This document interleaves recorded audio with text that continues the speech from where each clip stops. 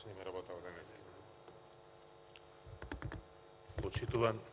Благодарам, почитуван подпредседател. Моето денешно излагање сакам да го започнам со една убава работа, една честитка до нашиот олимпиец Дејан Георгиевски, да му го честитам пласманот во финалето на Олимпијадата во Токио и секако честитки до нашиот колега кој е во стручниот штаб, тренер на нашиот олимпиец, пратеникот Дарко Костовски. Не направивте да се чувствуваме горди и заедно да си посакаме радоста да биде уште поголема и да ни се вратите со златно одличие. Да ја прославите Македонија во светот. И сега, почитувана македонска јавност, почитувани колеги, навистина е тешко после една ваква убава работа, после еден ваков успех, кога честиташ, кога се радуваш, да се вратиш во реалноста и да зборуваш за без розови очила, какви што има ставено власта, да зборуваш за ребаланс на буџет кој генерира, кој поттикнува корупција, криминал, сиромаштија, богатење на политичките елити, навистина, верувајте, е тешко.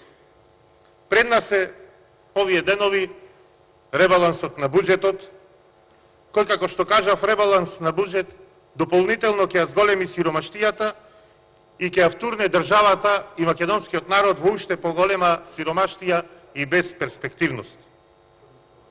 Ребаланс на буџет со кој е најголем во историјата на државата, од 4,37 милиарди евра. Многу пари, но многу малце капитални проекти, многу малку инвестиции, многу малку средства за издвоени за проекти кои што ќе значат подобрување на животот, на секојдневието на македонските граѓани. Уште во старт, дека овој ребаланс на буџет, да кажаме, е лош, е тоа што се предвидува со овој ребаланс дефицит од 6,5%.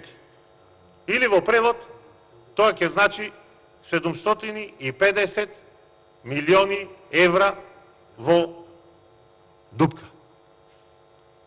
Ќе се потрошат 750 милиони евра пари кои ги немаме. Што ќе значи нови задолжувања. Минимум со овој ребаланс на буџет, почитувани колеги, ќе ја задолжите државата и граѓаните со минимум нови 200 милиони евра.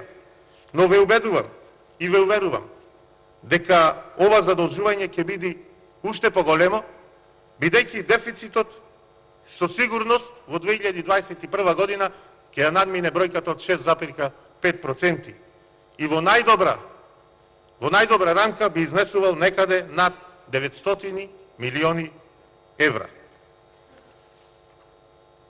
Проектираната стапка на раст сте ја задржале на 4,1%, што ќе кажам е апсолутно невозможно да се реализира во една посткризна година, погодена со еден бран за нас и уште еден есенски потенцијален кој се најавува. Тоа значи дека буџетскиот дефицит ќе биде поголем од растот на економијата и аналогно на тоа нема да има финансиска консолидација, туку и во 2021 година ќе имаме зголемување на јавниот долг на државата. Нешто кое и вие сами сте го предвиделе. А јавниот долг, почитувани македонски граѓани, во моментов е највисок во историјата. 7,2 милиарди евра. Во моментите кога Социјалдемократскиот сојуз ја презеде власта во 2017 година, задолжувањето беше 4,7 милиарди евра. За само 4 години оваа власт, оваа влада, оваа неспособна влада составена од неработници ја задолжи Република Македонија и граѓаните за фантастични 2,5 милиарди евра. се земаат заеми секојдневно за се и се што, а капитални инвестиции, реализација на проекти, подобрување на условите за живот на граѓаните, почитувани граѓани, нема. Со оваа власт тоа е мислена именка. Македонската економија и во првите 3 месеци во 2021 година е во рецесија. И како планира оваа влада со овој ребаланс на буџет, со овие бројки, да ја ревитализира македонската економија, која секојдневно паѓа и паѓа надолу по сите параметри. Економскиот раст, индустриското производство, во кое и во 2020 година во вториот квартал бевме рекордери со 34% во минус, и сега сме рекордери во регионот со минус 16, пат од минус 16%. И како само се изнесуваат оптимистички бројки, а реалноста е многу поинака. Реалноста е сиромаштија и уште поскап живот со кој не можат да се справат огромен процент од граѓаните на Република Македонија. Бидејќи ако се фалите со бројки за покачување на платите, факт е дека 65% и повеќе од граѓаните на Република Македонија земаат плата пониска од 25.000 денари. А вие зборувате за некоја плата од 500-600 евра месечно, како што доаѓаат избори, си ветувате се поголеми и поголеми бројки. Да, некои земаат високи плати, што од вашите фамилии, од фамилијата на власта, што билдаат огромни бизниси, што добиваат тендери на име на државата и заедно со вас секојдневно злоупотребуваат и ги крадат државните пари, парите од буџетот, но како што кажав, грото од македонските граѓани земаат мизерни плати. И тоа би му дошло народски кажано, едни јадат месо, други зелка, сите заедно јадат сарма. Е така вие ја практикувате економијата во државата, почитувани пратеници, колеги, а животот е се поскап, цените се повисоки. Само за пример ќе кажам, еве маслото за јадење во мај 2020 година чинеше 67 денари, а сега за литар сега е 95 денари. Граѓаните ни се посиромашни. И повторно ги задолжувате, ги поскапувате давачките на име на не знам, ќе кажам сега ова што ми боди очи во моментов, на зелен развој, зелена програма. Планирате поскапување на бензините, на горивата за 4,13 денари по литар врз грбот на граѓаните, да развивате некоја зелена програма за која имате издвоено 11 милиони евра.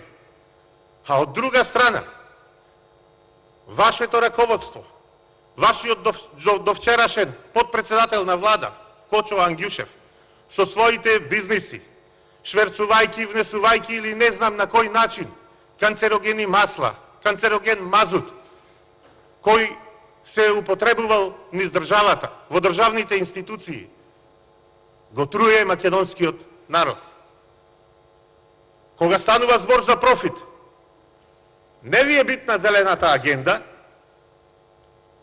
пречутувате и премолчувате ова што го прават вашите перјаници, ја трујат државата, го трујат народот, го уништуваат здравието на македонските граѓани, а од друга страна дополнително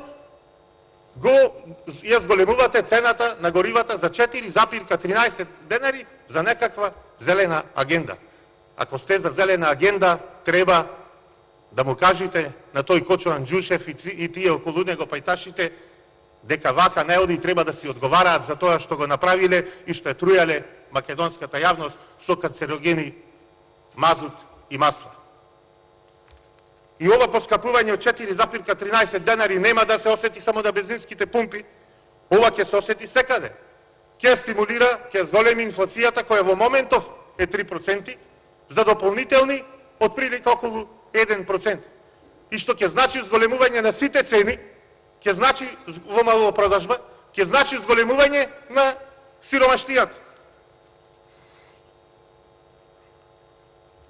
Кога сме кај развојниот концепт на овај ребаланс на буџет за кој сакате да зборувате, каков развој, какви црни камења?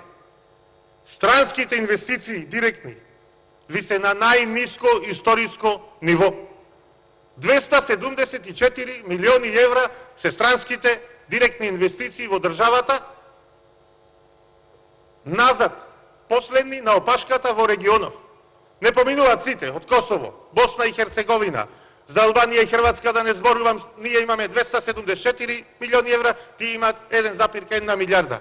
И за крај, што најмногу ми е криво, за државата, нашиот северен сосед, Србија, кој едно време беше близко до нас, но секако за нас, и учеа од нас за правење бизнис, кога ние во едно време бевме на скалата на doing бизнис први во креирање на бизнис рангирани, како први во Европа, сега се, верувале или не, почитувани граѓани, за 15 пати повисоки странски директни инвестиции, односно 3,4 милиарди евра, што ние со ваква неспособна влада можеме само да ги сонуваме. И ова не гледам светло на крајот од тунелот. Знаете зошто? Затоа што ги читам извештаите. Странските директни инвестиции директно зависат од атмосферата во општеството, од состојбите. А кај нас мешање на политиката, на политичките моќници, криминал, мито, корупција и непотизам. Ова не го вели Петар Ристевски, ова го вели извештајот на Transparency International, кој не рангира на 111-то место, заедно со Панама, со земјите од третиот свет, со Сомалија. Ова го вели германските инвеститори, го велат, Стопанската комора на германски инвеститори во Република Македонија. Тие даваат негативна оценка за работата на владата во доменот на економијата. Дури 59% од големите инвеститори ја оцениле работата на оваа влада како лоша. 31% рекле дека не би инвестирале повторно и ова е најлоша оценка има борбата против криминалот и корупцијата од 2006 година, од кога се спроведува оваа анкета, ја спроведуваат германските инвеститори, па до сега. И за крај, еден извештај кој го добивме деновиве од американскиот State Department, ни повеќе, ни помалку. Вели, веродостојни обвинувања за корупција во власта. Слаба селективна борба со корупцијата, насочена кон владини критичари и прекршители на ниско ниво. Запрашајте се што значи ова.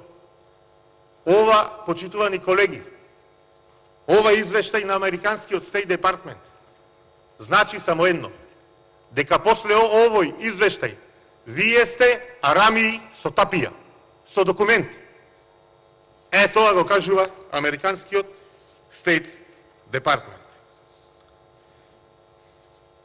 Парите, и како и досега, и со овој ребаланс на буџет, продолжуваат да се трошат недомајќински, за вдомување на партиски војници, за задоволување на бизнис интересите на партиските елити, за купување на гласови и за лично богатење.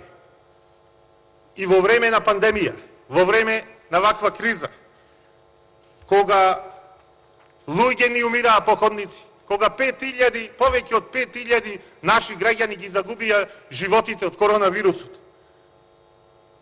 ние бараме донации на Фейсбук за возила за брза помош, граѓаните ни се лечат со донации, собирање на средства преку Фейсбук. 60.000 луѓе, граѓани на Република Македонија останаа без работа. Безброј ученици не следеа настава, затоа што не можат да си го дозволат тоа. Нивните родители, почитувани колеги, не можат да му купат компјутер за да ја следат наставата. Фирмите едва и врзуваат со крај. Сиромаштијата галопирачки расти, животот поскапува, само е добро за елитата на Социјалдемократскиот сојуз и партиските војници, кои, како што кажав, дури и во време на пандемија, во време на криза, не се откажуваат од привилегиите. А наместо да се откажат од привилегиите, тие продолжуваат по старо. Наместо да се скрати на непродуктивни трошења, на партиски вработувања, на луксузирање, на набавка на мебел и автомобили, со овој ребаланс на буџет се прави спротивното. Па така, за плати и на надоместоци, ќе кажам дека ќе се потрошат 155 милиони денари повеќе за вдомување на ваши партиски војници и на ваши роднини и пријатели. За набавка на нов мебел ќе се потрошат 144 милиони денари повеќе. За набавка на возила 17 милиони денари повеќе. И велите дека ќе се грижите и се грижите за граѓаните, за нивната иднина. Ако е тоа така, почитувани колеги, зошто од 153 амандмани кои беа поднесени од страна на опозицијата за овој ребаланс на буџет, прифативте само 7? Зошто не ги прифативте суштински амандмани со кои навистина ќе се помогне на граѓаните, на оние на кои најмногу му е потребна нашата помош? Еве ќе кажам неколку. Амандманот со кој предлагавме да се обезбедат средства во висина од 676 милиони денари за обештетување од 26 денари по килограм откупен тутун за тутунопроизводителите, за оние кои нема да јадат леп. Вие дрско го отфрливте.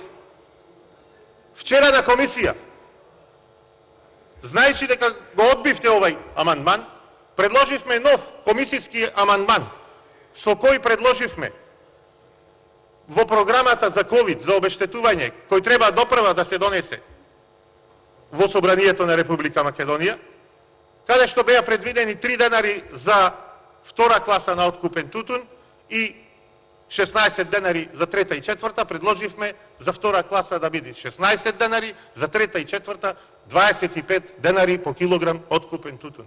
И тоа го одбивте уште на комисија, без да дозволите тука да дојди на собрание предлогот, амандманот и да разговараме. Зборувате за зелена агенда и, како што кажав, ги поскапувате горивата за 4,13 денари по литар, а одбивате амандман со кој баравме да се обезбедат 50 милиони денари за почеток на за доизградба на фабрика за рециклирање на отпад во Прилеп, која е започната, набавени се машини и која само треба да се допокрие и да отпочне со работа, ќе се вработат 100 до 150 нови вработени и ќе остварува годишен приход од 500.000 евра. Толку сте загрижени за зелената агенда, што и ова го одбивте. И за крај, одбивте исто така средства во висина од 18 милиони и 300.000 денари за изградба на нова котлара на природен газ за општата болница Борка Талевски во Прилеп. Ама, почитувани колеги, посладки ви се провизиите, парите што ги ставате во приватни джепчина, за да може Кочо Анџушев со канцерогени масла, ефтини, ки знае од каде набавени, да ги труја македонските граѓани. Затоа вие гласате против котлара на газ. Не ви треба ваш животна средина, вас ви треба пари. Вас ви треба средства, начин од секаде од кај што може да се украдат. И тоа го поддржувате. И затоа, за крај ќе кажам, дека овој ребаланс на буџет е пред се лицемерен, генерира сиромаштија, ќе генерира и ќе генерира криминал. И затоа нема да го поддржам. Ви благодарам. Реплика, пратеник од